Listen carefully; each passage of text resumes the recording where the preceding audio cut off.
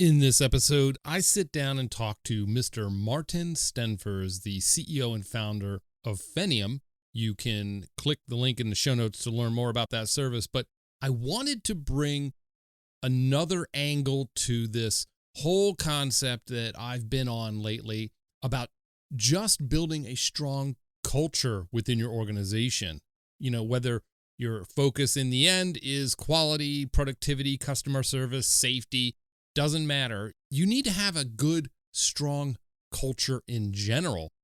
And we get into, what the implications might be if you don't have a strong culture. So instead of talking about workplace safety, I went on a search for industries that have this wrinkle of wider impact if you neglect your culture in your business, how the wider impact could be devastating. I thought first about maybe the healthcare industry and then thought, but most of the listeners, you're going to look at that and go, yeah, but that's kind of a given that, not having a strong culture there would result in somebody dying, right? That there's a direct relationship. That's the business you're in. So then I thought, what about the food industry? So I connected with Marten. We've actually been connected for a while on LinkedIn. So we got to talking, and this is a really good example about how if you are weak, the strength of your culture is weakened and you don't have a strong foundation, the why we exist is not there. It doesn't matter if you're focusing on workplace safety, food safety, customer service, it's all going to suffer. And in this case, it can have huge impact. I mean, you could impact entire communities. And we get into this in this episode.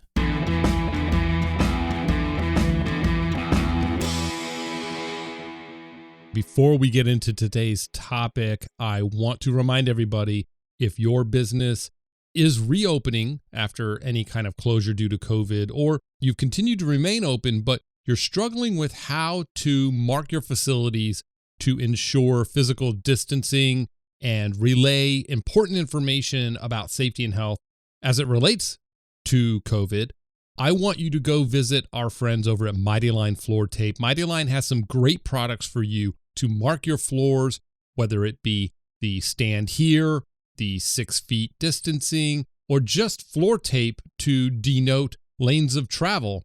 They have everything you need to mark your facilities. So hit the link in the show notes, visit our friends at MightyLine Floor Tape. They are incredible partners in safety. I can't thank them enough for their support of the podcast. Again, MightyLine Tape for all of your floor marking needs.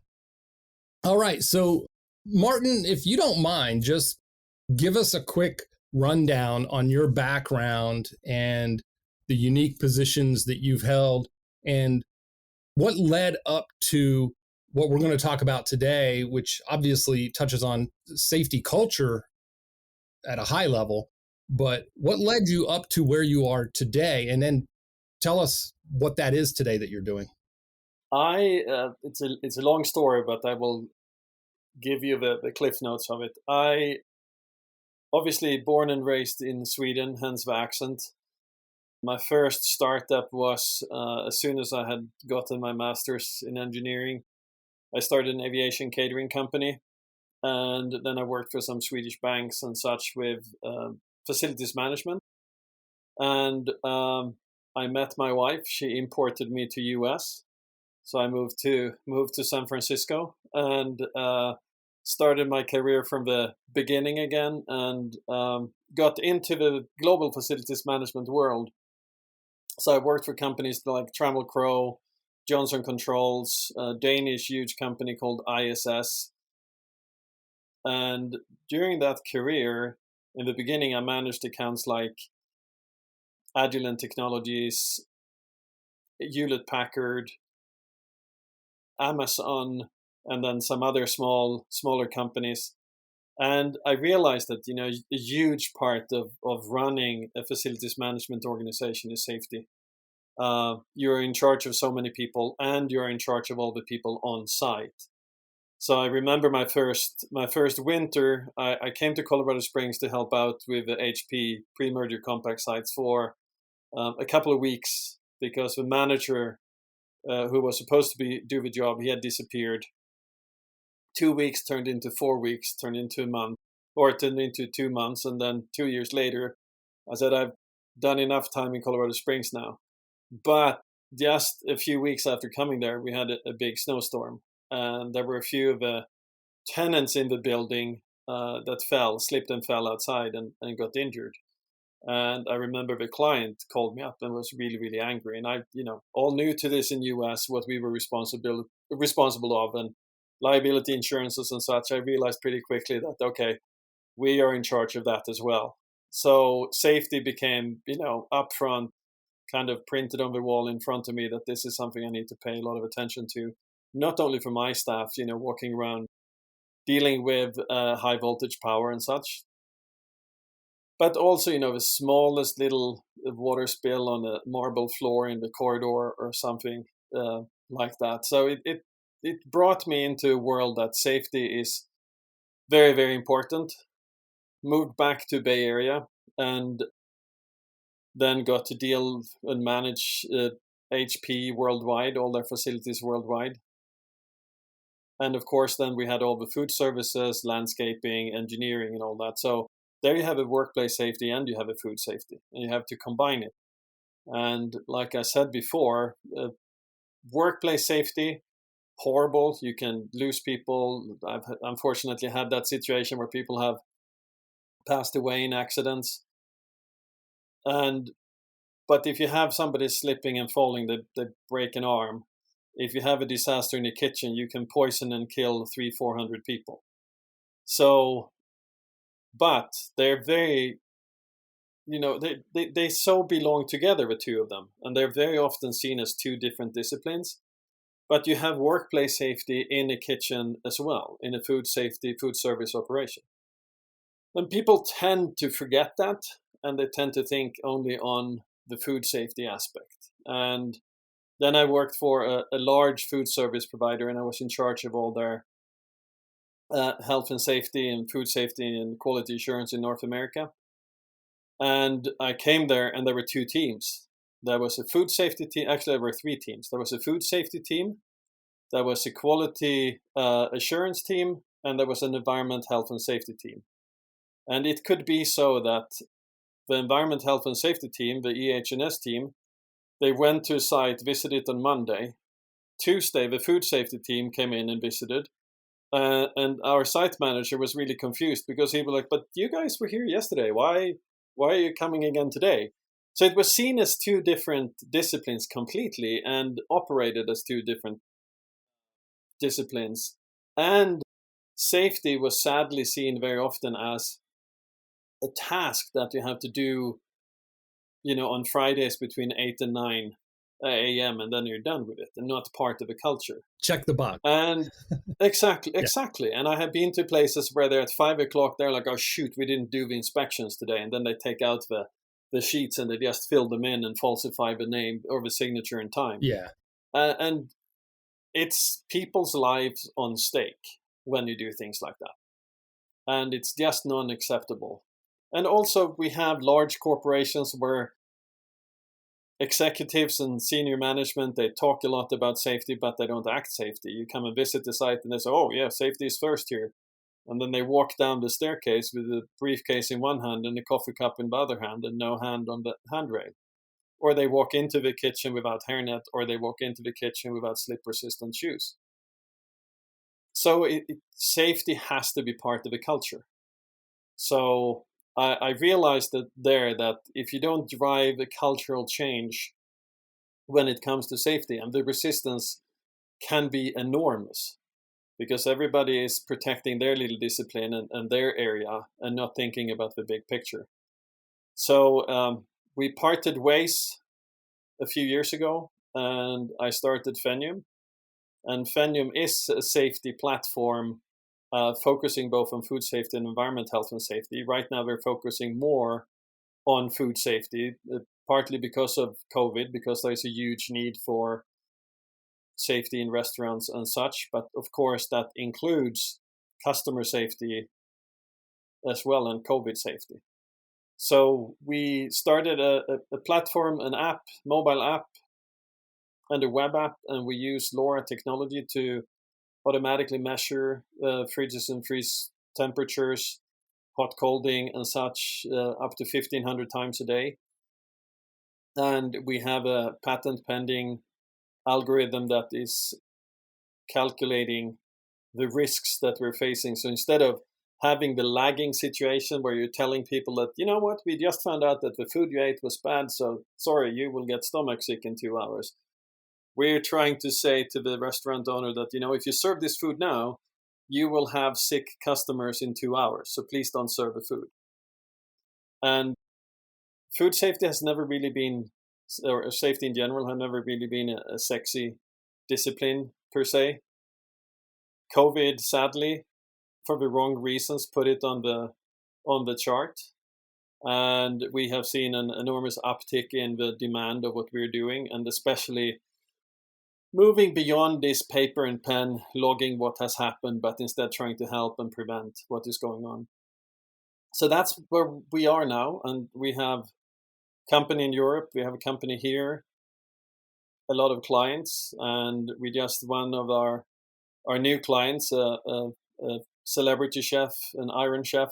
He just sent a message a few days ago saying that, I guess this is my first testimonial, but you just saved us a boatload of money because one of our freezers went down in the middle of the night and we got one of your alerts before it happened so we could save all the food. And that's what is motivating. Phenium is taking advantage of connected devices, Internet of Things, right? Exactly. It pairs with sensors and monitors in real time, but also can help you manage some of the more you would think of them as mundane tasks of checking things, and so it provides a log of when things actually occurred versus when somebody says they did it, you know? Exactly. So, I mean, it's a good point, because what we thought about is that simplicity, because safety can be made so hard, so difficult, and time consuming and resource consuming. And if we don't make it simple and motivating, people won't do it. They will falsify it. We automate it so they don't have to do the time logs anymore or temp logs anymore. We do that automatically for them. And if there is something, instead of reading it 3 times a day, we read it 1,500 times a day, as I said. And we don't use, modern emerging technology, LoRa technology and such, to alert you that something is going on. So it gives you peace of mind. But at the same time, you have all these, which I agree with you, they are mundane tasks, but they are very important mundane tasks. They are. Yep. So we call it quests. Checklist is a little bit punitive, and that's also part of what food safety and safety is very often, environment, health and safety is very often punitive. You yell at people for things they have done wrong or that they have not done, instead of motivating them, telling them why they need to do it. So we then have in our mobile app trainings and quests that we call, where we teach people how to do it. And we, instead of this is now technical, but digitizing checklist, which means that you just transform an Excel sheet into a mobile app, we digitalize them. So we make a work process out of it, where you can have videos, you can have photos and all that. And it gives you a flow. So, you do this. If I don't know how it's done, I don't have to run into the office and check. I just click a link and there's an instruction how it should be done. And you have it all there. To your point about doing it at the wrong time or falsifying it, our app is checking with GPS where you are when you do it, so you know that it's done in the right location at the right time. You have to sign off. We had a client once that called me up and said, Martin, I have one of my employees. He did 5 reports in 10 minutes. Is that possible? I'm like, let me look at this. And we looked at the back end of the system. It turned out that he sat home and he watched, the Sunday football from his sofa, and he just did them. And we saw from the system that happened. So in our training and onboarding, we explain to people that, we're not here to punish you. We're here to help you. And this tool will make it much, much easier for you. And then there's a recording of it. And we use blockchain technology to secure and tamper-proof the data, so nobody can go in and falsify it afterwards. you always have to deal with, you can have a disgruntled employee that likes to falsify data then and there. Unless you have cameras or people in the building watching, it's impossible to get away from. But so we were actually selected as one of Silicon Valley Blockchain Society's portfolio companies because of what we're doing and how we're using blockchain technology in safety. And then also you can use it for, like you mentioned earlier when we talked, incident reporting and help people understand when you work in a yogurt shop that you have the right slip-resistant shoes and you have hairnet, and if you cut something, you have cut gloves. All that is environment, health, and safety, but it's part of the whole safety family. Yeah, it's so interesting to me. You mentioned, several things there. You touched on culture, and this is something as safety professionals, we struggle with all the time is, making sure that we strengthen our culture, right? Yeah. And it's okay to have a culture around excellence, a culture around customer service, focused on customer service or on quality. Safety supports all of that. And so you can't have a culture that is dedicated to customer service if you're injuring your workers all the time and you're not paying attention to safety. So they go hand in hand. So yeah.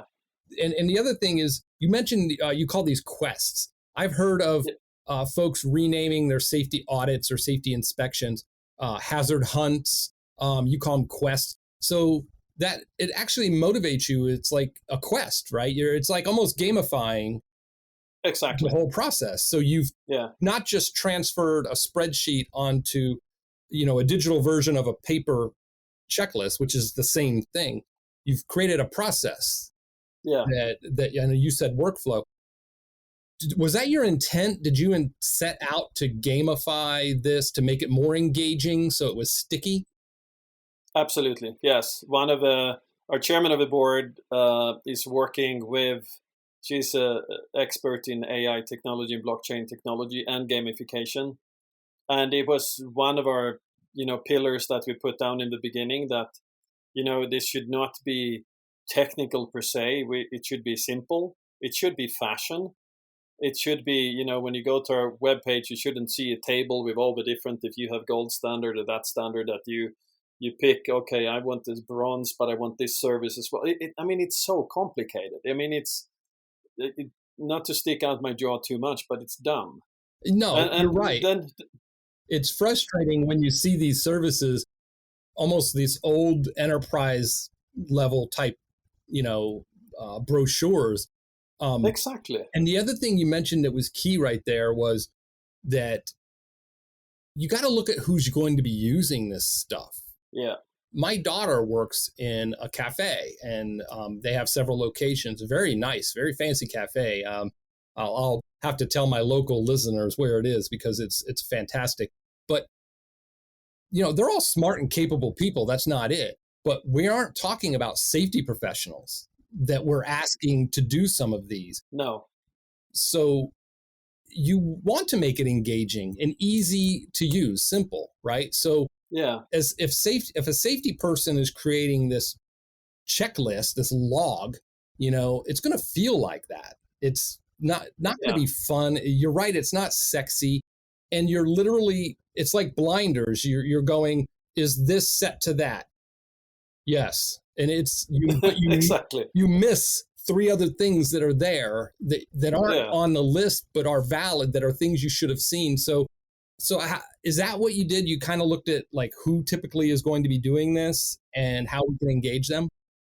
Yeah, no, that's a key point because you come to restaurants or you come to operations and you look at that, and it's college students that are trying to make either for their tuition or party money or whatever they need money for. So, and they have to take the food handler training. They have to do that. They have to take some basic OSHA training to be able to do it.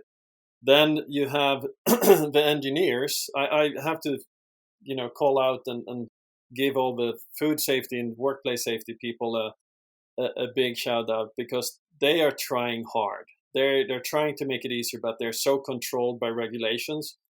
I would say one of the big challenges today are all these engineers thinking that, this is a new niche that we can work in. And they have no idea what safety is. They have never been on site. They've been to restaurant eating. They have no clue what it's like to work there. So, of course, you need to think about who is the person who will use it, and can you gamify it so different restaurants can compete with each other, and it becomes fun to do things in a timely manner and in the right manner. I went to a place in San Francisco where they make tea, and I got tea, and it was 5 o'clock just when they were about to close. And all of a sudden, the manager's like, shoot. I'm like, wow, did I do something wrong? She said, we haven't done the food safety thing today. And she took out the list and the workplace safety. She took out the list and she started to shout to everybody, do this, do this, do this, do this. Wow. And I'm like, aren't you supposed to do that during the day? And she said, I am perhaps, but nobody has really told us. I just started working here 2 days ago. Wow. And I'm like, yeah, you have to do that throughout the day. And she was like, how do you know? And I'm like, kind of my profession. You said, well, let me tell you, this is how I know. Exactly. Without preaching, let me tell you what's going on. So, but it was fascinating. And No, that's good though. But that's good feedback you got, right? That's some validation. It's super good. She didn't know. I mean, there was no malice. There was no bad intent from her. And then another example, I went to a client and I walked around in the kitchen, and they were really proud of their operation. And there was a guy who had taken out 5 pieces of fish that he was filleting and fixing. And all of a sudden, the supervisor, who doesn't work there anymore, started to yell at him. And you cannot take that much out. You have to put it back. And, you don't have the right shoes on, and you don't have your cut gloves on. What on earth are you doing? And the poor guy stood there and he said, okay. And then he took everything and he put it back. And then we walked around, and I walked back and said, do you know why she yelled at you? And he's like, no, I have no idea. And I'm like, okay, so why don't we talk through this? I said, if you keep these fish fillets out for too long, they reach a certain temperature and you will have bacteria growth in them. And then you can poison customers that come into the restaurant. And in addition to that, you're standing on a slippery floor. You don't have a slip-resistant shoes on, and you're handling a knife. You can slip, you can cut yourself, you can cut others. You don't have cut gloves on, which means that you can cut yourself easily. And you have antimicrobial cut gloves and things like that. So, these are for your safety and for their safety. And he was like, why hasn't anybody told me? And I'm like, first of all, some of that should have come through in the food handler training. But I know it's pushy, it's stressful and all that. And he said, I had no idea.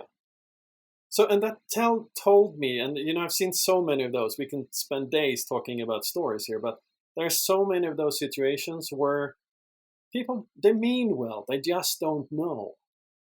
And then you have the restaurant managers that are stressed because they need to make profit, they need to get all these things to happen.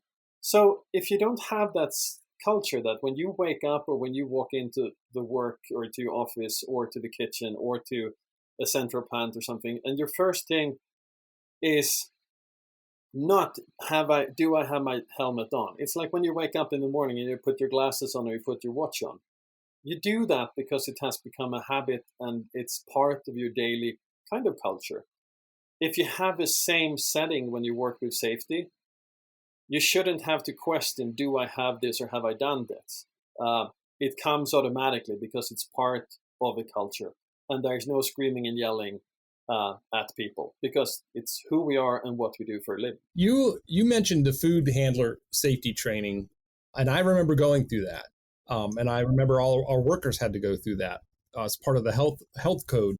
Yeah. The local health ordinance. So, but the intent, I get the intent and it's spot on. Yeah. But it has become just this, you have to do this before you can do this thing that you're really here to do. Yeah. And it becomes, like you said, a check mark. Exactly. You check the box. Yep. I got my certificate. I sat there, let the video run, and I answered enough questions to barely pass or whatever, and I got my little card. So you said there's video, like, okay, so not getting into, I'm curious about Phenium, but And by the way, I think the viewers and listeners, what obviously the video is going to be on the community site. The audio will be out there for everybody in podcast land, but there is no affiliation here between us. No. We found each other on the internet, like everything. We're connected on LinkedIn, and I thought it was a unique way of explaining how important safety is to folks that normally don't have to think outside their four walls, right? Yeah. And we were talking offline how normally if I screw something up on this machine or I miss a checklist, is maybe I produce a bad widget and we get a customer complaint, they return it and get another one. And what was it you said to me about 1 meal away? What was that? Yeah, exactly. So, I mean, it sounds harsh, but if you have workplace safety and food safety, workplace safety, yes, you can have fatalities and such. And in a office environment, kitchen environment, people can cut the fingertip off, and it's horrendous. It's horrible. Nobody should come back from work with an injury or come back in worse health than when they came there. But when you look at food safety, you make one slip up there, and you're 1 meal away from a complete disaster. And it's happening. It's happening. I mean, look at Chipotle. Look at, was it Jack in the Box? And look at them. How much? And then we had some peanut butter companies where they did it deliberately. I mean, it has huge ramifications if you don't pay attention to this. And you don't want to be connected with kind of that, like we were the ones that poisoned 500 people. And it has enormous costs, both for you brand-wise, reputation-wise, trust-wise, also for workers. Do they really want to work there? Because are they taken care of properly by the employees? So it can have, people don't think about it. I went to a restaurant in San Francisco for Valentine's Day, and the guy who was there, we sat by the bar, he was mixing béarnaise sauce, and all of a sudden he took the spoon and put it in his mouth, and then he put the spoon back in the sauce. And I'm like, no, not eating that.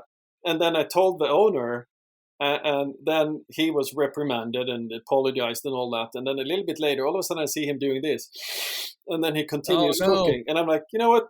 We're done. We're out of here. I'm not eating here anymore. I mean, and so I learned, I worked for a British company. I worked in London for a couple of years, and there was a man who taught me quite a bit about food safety. His name is Simon Titchener. He told me once that, he never goes in and eats in the restaurant unless he gets to look into the kitchen. So he says whenever he goes to a restaurant, he asks them if he can take a peek into the kitchen. He doesn't need to go in because he doesn't have hairnet or anything like that, and he can bring in things from outside, and he doesn't have slip-resistant shoes. But if he can just take a peek into the kitchen, and if he can do that, it's fine. But he said, if they say no, don't eat there. Because then they have something to hide, and you don't want to eat there. So back in my early days of my career, when I was with the fire department, we would do inspections sometimes of some of the businesses in our community. Yeah. And we always used to joke, you always want to go where the firefighters eat because they've seen the kitchen. Exactly. We've been in the back. I was shocked at what I found in some of those. The other thing I started to do, and I learned this with our franchise, it's just frozen yogurt. There was, not with the franchise we were affiliated with, but a different chain. And on the East Coast, there was a listeria outbreak with the dairy, right? Yeah. From not cleaning the parts that were attached to the machines properly, and it made a lot of people very sick.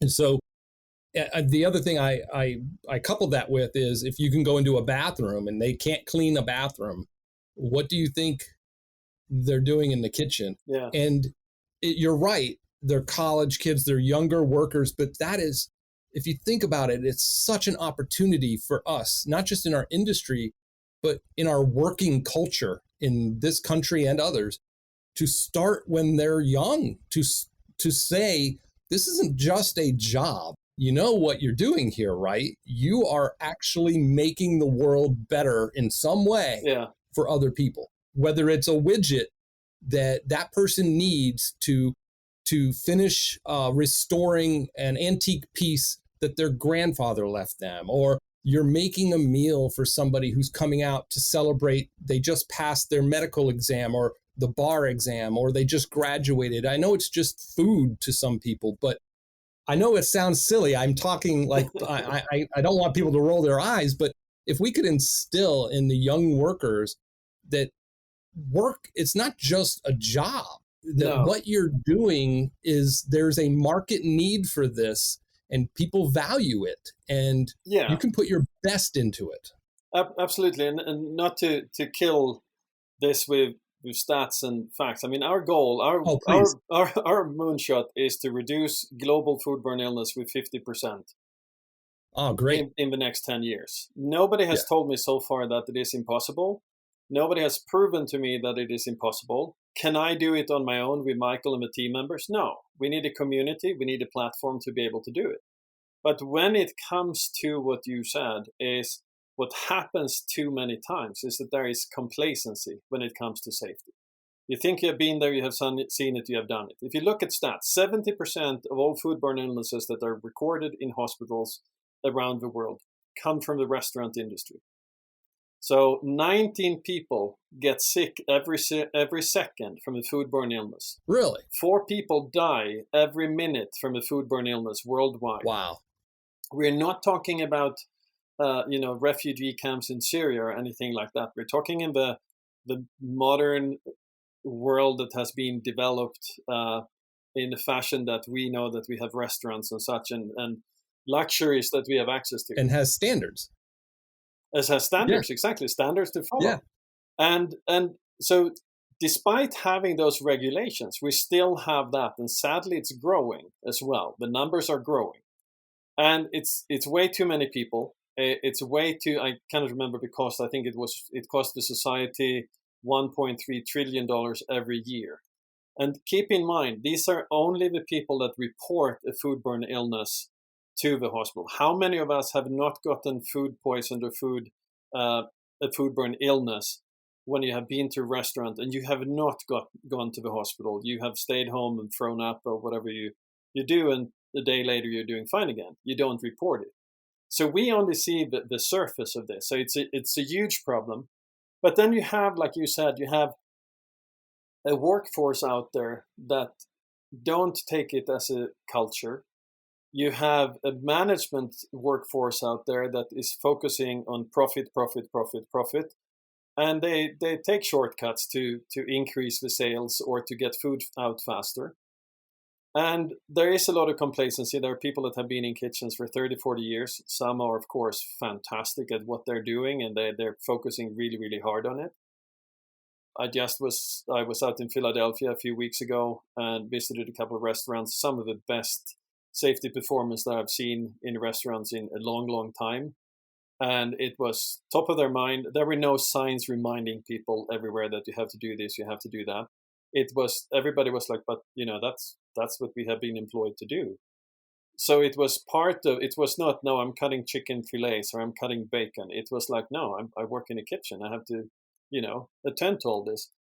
And then you have the younger workforce that has not been stooped already into this. And that's where we have opportunity.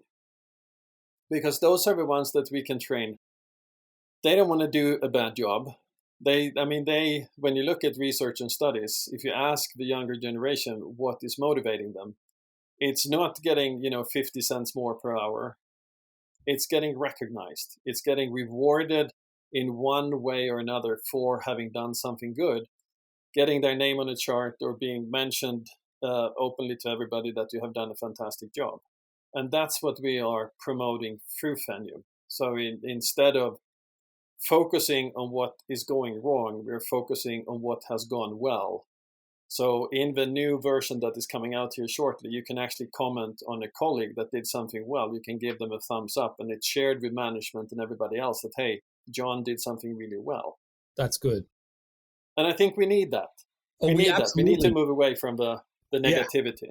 Oh, yeah, that's huge because I just read the Department of Labor published these numbers that 4.5 million workers quit their jobs since the beginning of the year, almost exclusively in the service industry, restaurants, and hotels. So, I mean, if they're not short-staffed, they're going to be.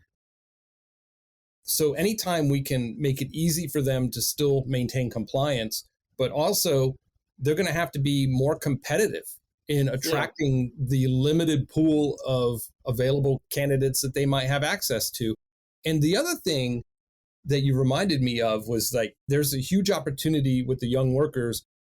And OSHA, by the way, has a young workers page that talks about the hazards that young workers typically are exposed to, and mostly in the food service industry. But we have an opportunity to ingrain this culture in them, because who are young workers going to be in the future?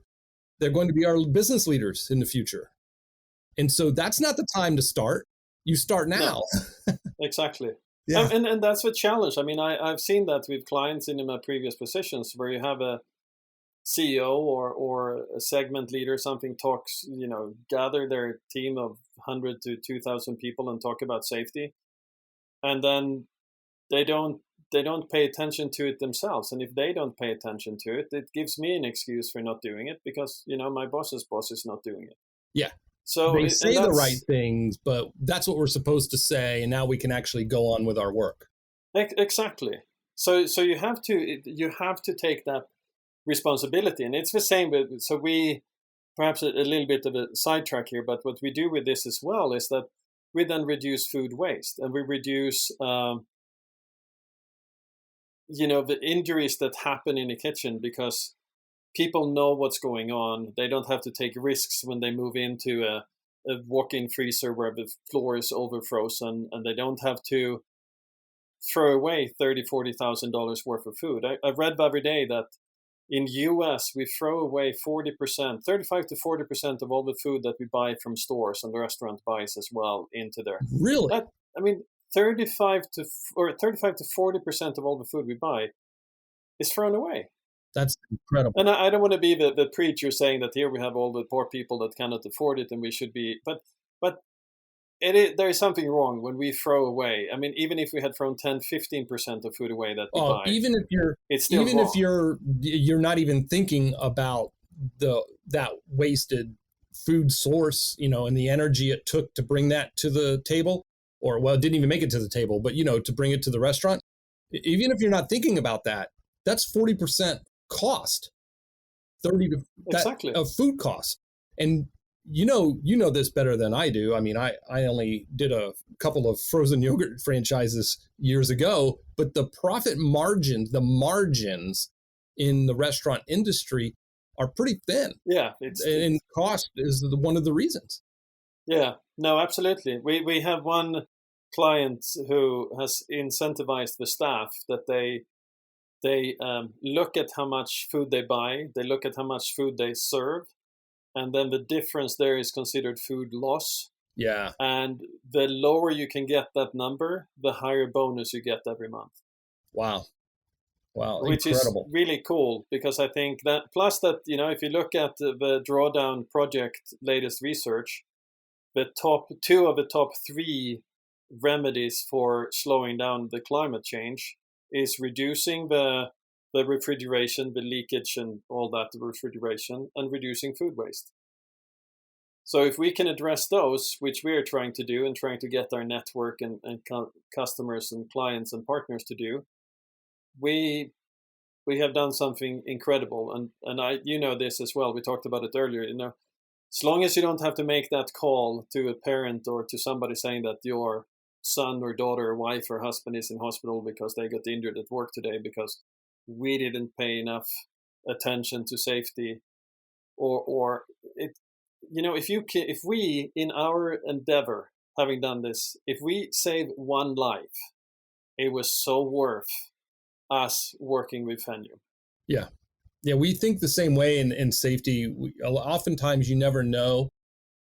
And some of the best feeling in the world as a safety professional is when a former employee that used to work with you, they've moved on or you've moved on, but they reach out to you on LinkedIn or via text, or you see them and they share a story of, I didn't think it was a big deal at the time, but that training you did, or, that thing you said to me, it almost happened and I was able to see it and I was able to stop it. And, that's how okay, then it's worth it. That one story, that was worth it for me, That's great. And that is, we in our web app, we also track near incidents because and we reward near incidents.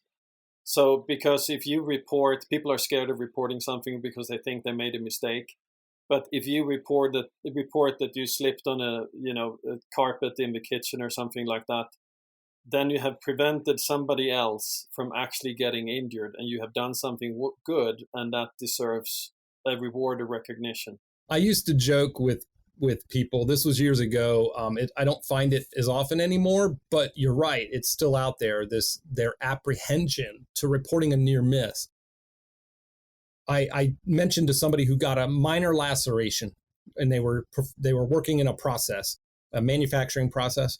And I said, wait, let's stop. What part of the process were you at when this happened, and which tools? And they were like, man, you mean I got to report when I get like a minor cut? And I said, look, we can do this now, or I can let you go back to work and you call me when your finger is gone or you need stitches, or I don't know. We don't know how severe it'll be, but when it gets serious enough, then we'll fix the process. So we can do it now or we can do it then. And they looked at me and I said, that's a near miss. It's a free opportunity.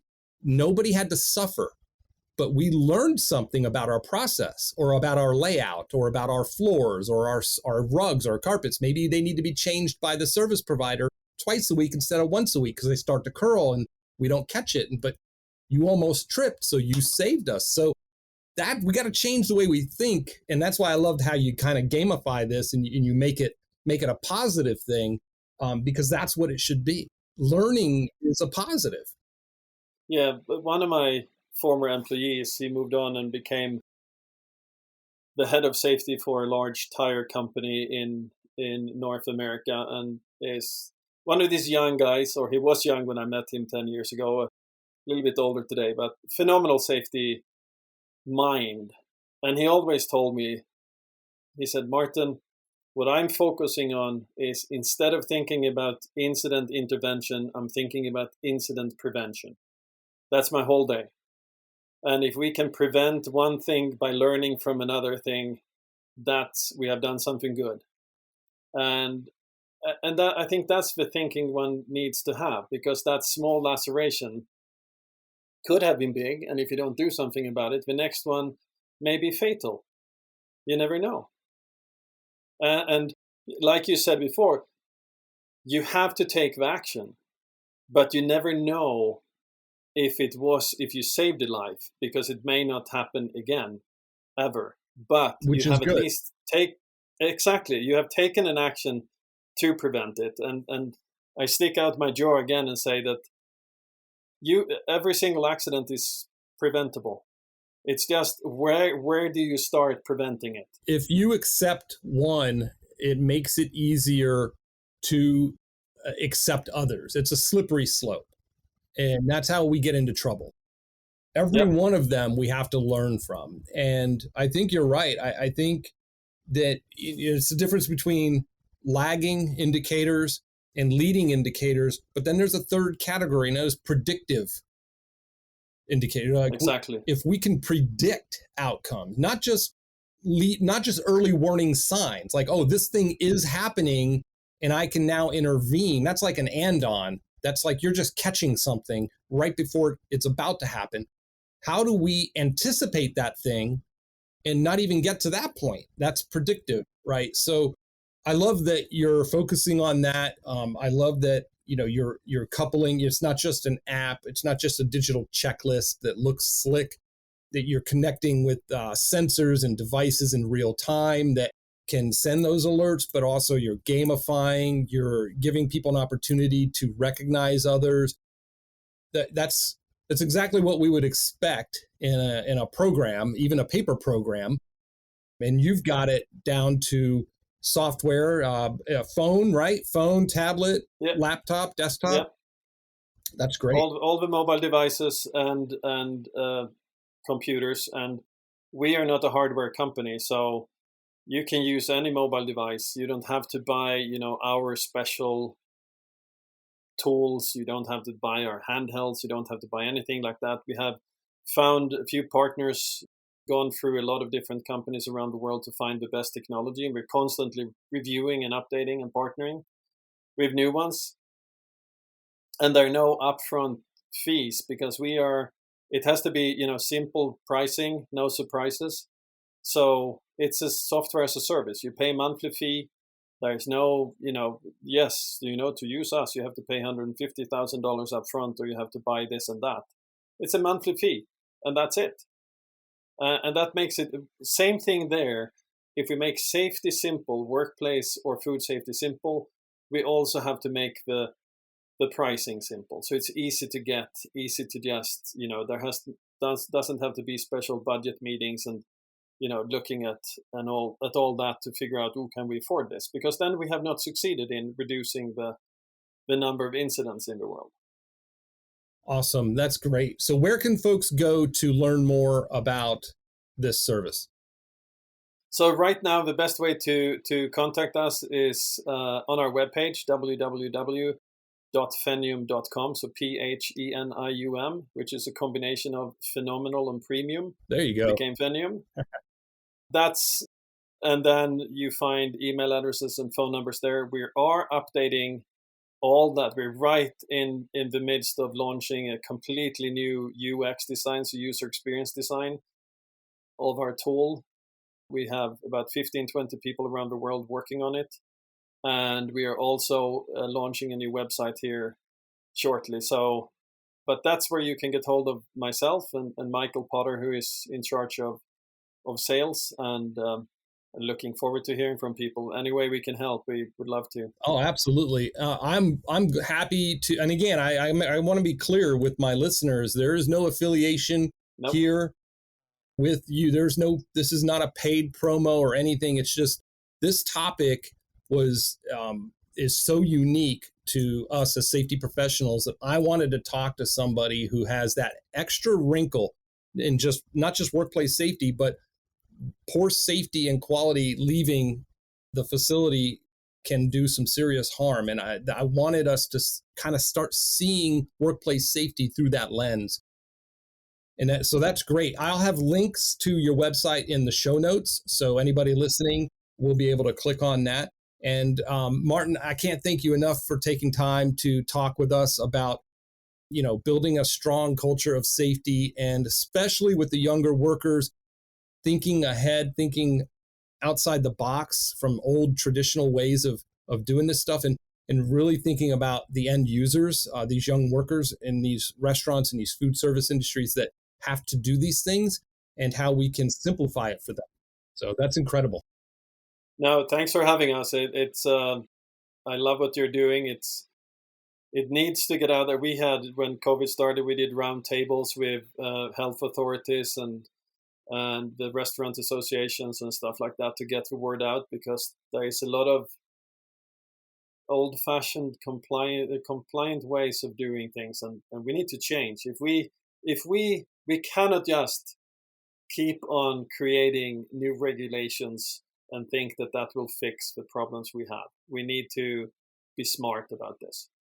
Absolutely. I couldn't agree more.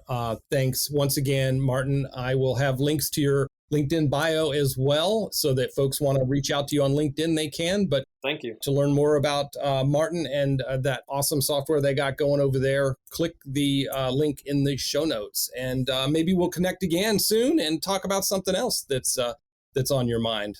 Absolutely. All right, there you have it, my conversation with Marten Stenfors. And again, I cannot emphasize this enough. I just want to be upfront and honest with all the listeners here so that you appreciate where I'm coming from. There is no affiliation whatsoever between Phenium and myself, period, full stop. But I thought it was an interesting way, as I said in the beginning, an interesting way to just continue to drive this point about it's the culture. It's just your overall culture within the organization. It's whether or not we are disciplined in our work in general. And I've used some examples. Martin used some examples in this episode. If I go into a restaurant and I look in the bathroom and the bathroom's filthy, they can't even clean a bathroom. What do you think they're doing with like all the serious stuff in the back? What's their ability to stay on top of that? And same thing in your workplace. We can't even get people to wear safety glasses all the time, and we're expecting them to take all this other stuff seriously. Look for those weak signals. Look for areas where you are weak, okay, in your culture, and then start asking why. Why is that? And because it's going to have that ripple effect. So look, it's an interesting concept. I'm always challenging myself to think of new and unique ways to bring some of these older, recurring topics to you. So let me know what you think. The video interview is on the Safety Pro Podcast community membership site. So premium members get to see the video interview in all of its HD glory with myself and Martin. But obviously, for the rest of you, think about becoming a member of that community. We're always getting into the mix with these conversations over there on the community. It's a great place. I'm really enjoying, how we've been building this community this year. It's still young as of the time of this recording. It's still a young community, but it's growing. Every week we get new members. So I look forward to you joining us if you haven't already. Otherwise, I will talk to you on the next Safety Pro podcast.